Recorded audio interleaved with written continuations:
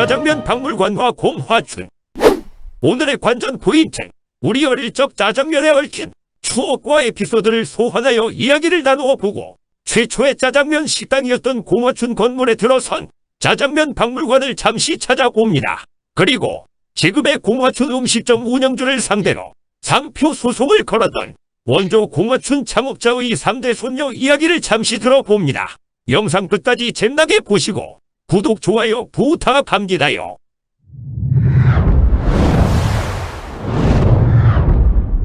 우리는 왜 졸업식 날과 이사하는 날엔 짜장면을 먹었을까요? 학교와 집 앞엔 짜장면 집이 가까이 있다. 가격이 저렴하고 배달 주문이 편리하다. 사람들과 잘 어울리라는 의미가 있다. 달콤한 맛과 짜릿한 눈물의 기억 때문이다.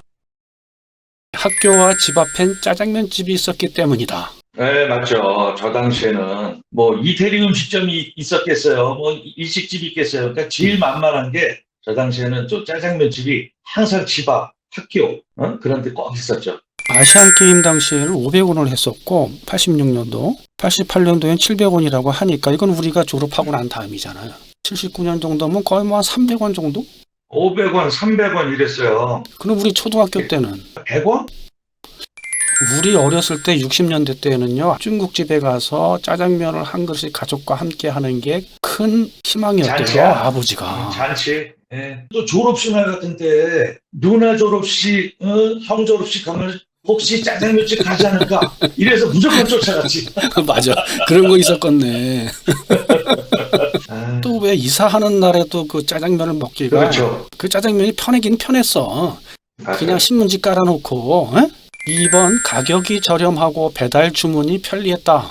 아, 정확하게 맞는 얘기예요. 그죠? 가격이 정말 싸고 그랬잖아요. 지금도 마찬가지죠. 이 국가에서 오로지 1980년대까지만 해도 가격을 통제하던 게 짜장면이래요. 그렇죠. 대중 음식이기 때문에, 서민 음식이기 때문에 가격을 못 올리게 하고. 못 올리게 하고 그랬다는 거예요. 그래서 막 그때 당시에 보면은 가격 조사로 다니고들 막 그랬다고.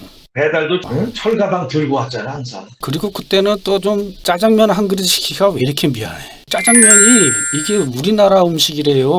중국 음식이 아니라는 그렇죠. 거야. 네, 중국에서 원래 없었던. 중국의 대표 포털 사이트 바이두 백과사전에 보면 짜장면을 한국 작장면이라고 써 있대요. 한국 요리라고 표기가 돼 있다는 거야. 뭐 맞는 얘기네, 뭘. 3번, 사람들과 잘 어울리라는 의미다.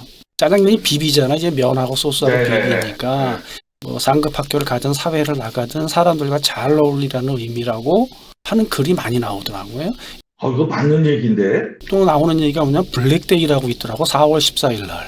2월달, 3월달에 발렌타인데이가 있고 화이트데이가 있어요. 그래서 2월 14일 날, 3월 14일 날 사탕이나 초코시나 못 받은 사람들이 4월 14일 날 짜장면을 먹는다는 거야.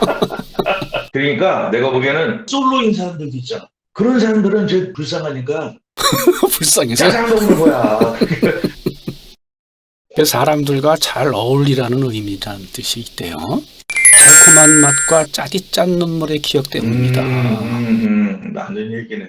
짜장면에는 그렇게 서민들의 어려움과 슬픔과 눈물이 있다는 거예요. 맞아요.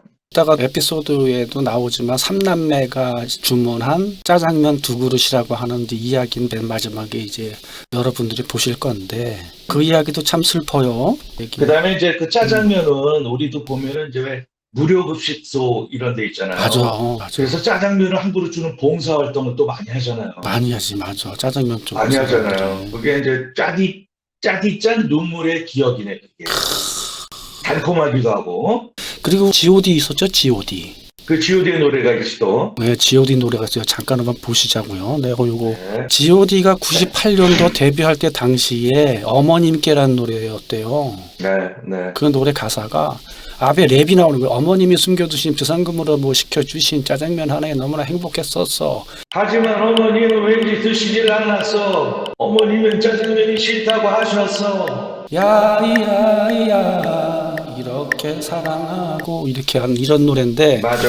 여기서 틀어줄 수가 없는 게 저작권 문제가 걸렸다 저작권이죠. 보니까 그 짜장면이 보면 눈물과 슬픔과 맞아요. 애환이 서민의 음식이다 보니까 곰화춘 상표권 소송의 전날. 이 칠성간점 이 집이 집이 원래 공화춘 3대 손이 하는 집입니다.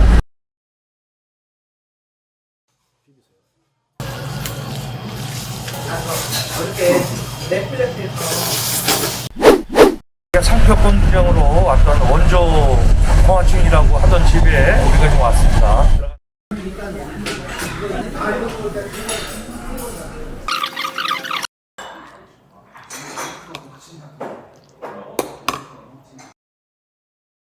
(1912년에) 공화춘을 설립한 우희광의 3대 손녀 신승반점측은 2004년 공화춘 상표권 소송과 2019년 각자 공화춘 민사소송을 제기하였으나 특허 심판원과 법원은 상표권을 2002년에 등록한 현재 공화춘의 손을 들어주었고, 이에 3대 손녀의 신승반점 측이 판결을 수용함으로써 소송의 다툼은 종지부를 찍게 되었다.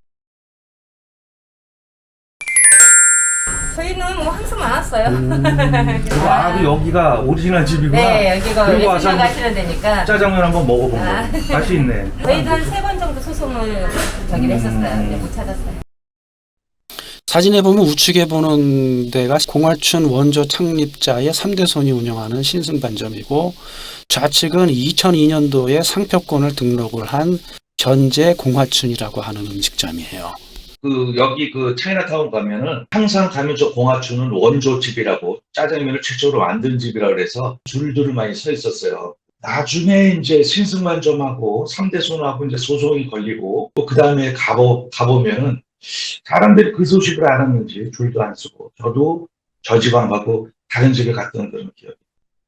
어떻게 보면 인천은 명실상부하게 공화춘이라고 하는 게 상징적인 게 서 있었는데, 이게 참 희석이 돼가지고 맞아요. 원조 쪽 가업을 이어서 하는 데는 공화춘이라는 이름을 못 쓰고 뭐 이렇게 되다 보니까 인천 사람도 좀 아쉽다. 짜장면 박물관.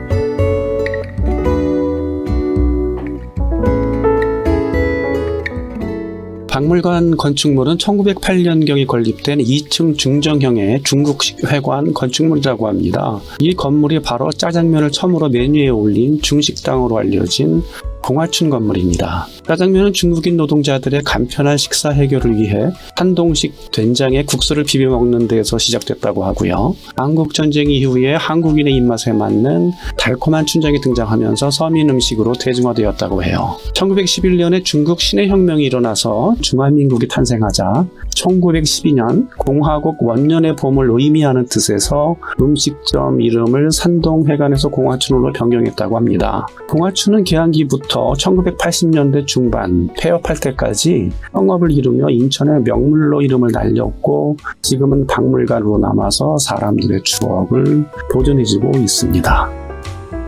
근대문화유산 등록문화재 제246호로서 2012년 4월 28일 개관했답니다.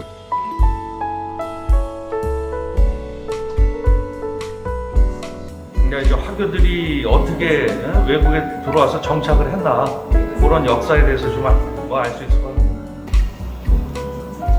2012년 8월 31일에 국립국어원에서 짜장면을 복수 표준어로 인정 시행했다고 해요.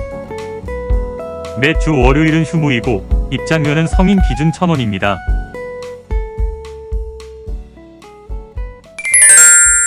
짜장면에 담긴 이야기.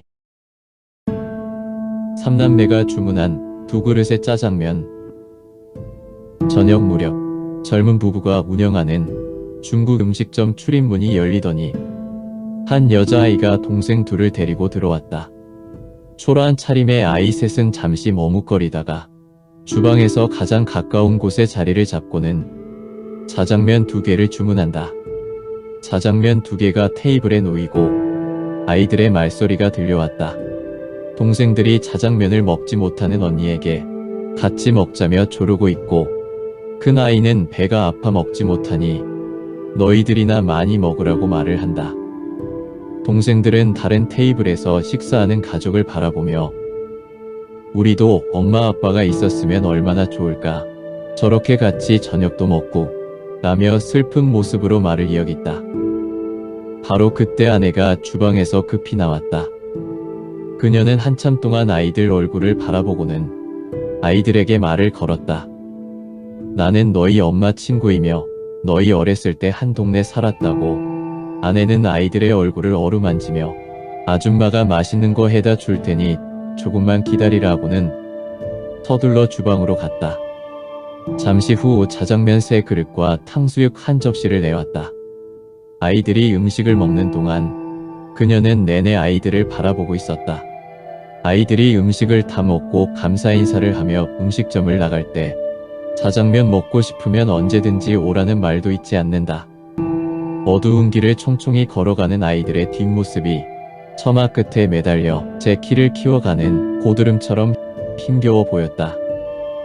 아이들이 가고 난 뒤 남편은 아는 아이들이냐고 아내에게 물었다. 아내는 사실 모르는 아이들이었고 엄마 아빠가 없는 아이들이어서 음식을 그냥 주면 아이들이 상처받을지도 모르기 때문에 엄마 친구라고 했다고 말한다.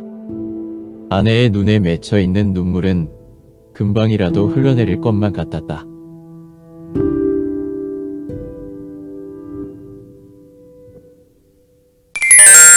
자, 이렇게 해서 오늘 짜장면 이야기를 이제 다 진행을 했어요. 박물관도 다녀왔고, 근데 마지막 그 삼남매 얘기는 또 슬프면서 또 감동이네. 짜장면 원조 공화춘하고 신성반점에 대해서도 우리가 얘기를 다뤄봤지만 양쪽 집 다 가서 맛있는 음식들 다 잘하는 집이니까 많이 애용을 하고 그래야 될 필요는 좀 있을 것 같아요. 아무튼 짜장면은 인천에서 시작되었다는 사실. 그렇죠.